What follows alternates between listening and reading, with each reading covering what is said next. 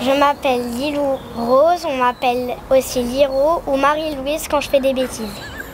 Lui, je l'appelle Bernard quand il fait des bêtises. Je l'appelle Arthur. Je m'appelle quasiment jamais Arthur. Bah, moi, je m'appelle Laura. Pas ça. Je m'appelle Maxime. Oh, tu t'appelles Maxime. Ben moi, je m'appelle Aurélie et je suis la maman de ces 3 chers enfants.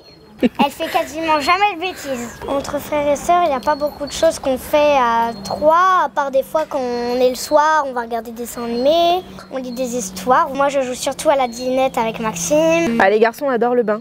On aime bien lire la mythologie grecque. Tous les soirs, en ce moment, on lit la mythologie grecque. Le matin, quand je me lève chez papa, vu que on est en garde partagée, Noah et moi, on écoute Slimane à la radio. Avant toi, tu ne m'as pas montré le chemin.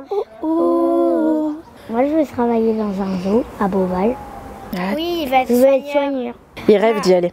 Je sais pas, je vais réfléchir le moment venu. À 9 ans, on peut avoir on a tout son temps devant soi.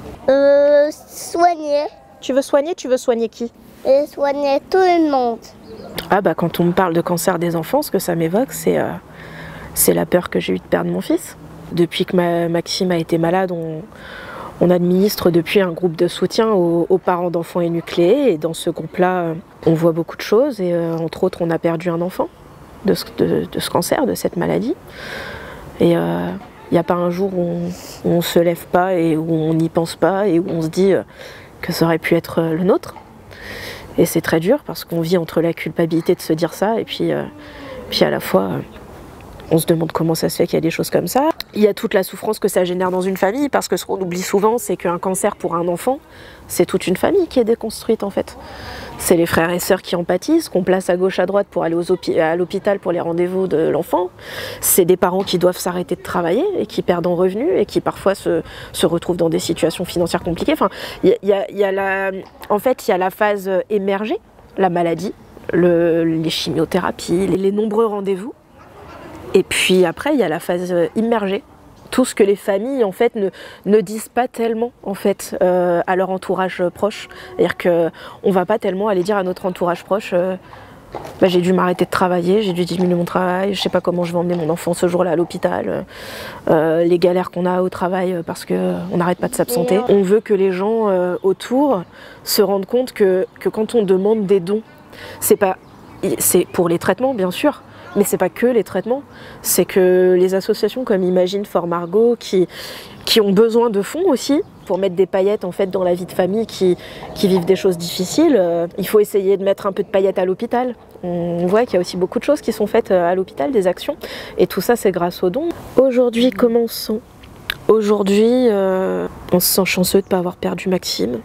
On est toujours un peu rattrapé par tout ce qu'on a vécu et on regarde un peu derrière nous et on se dit waouh. Il est courageux ce bonhomme et puis on regarde nos 2 grands, on se dit ils sont courageux aussi ceux-là d'avoir supporté ça pour leur petit frère. Et on se dit qu'on a tous eu les épaules sacrément larges. Voilà, aujourd'hui on va des jours très bien, des jours faut le dire quand même un peu moins bien, mais chaque jour un peu mieux.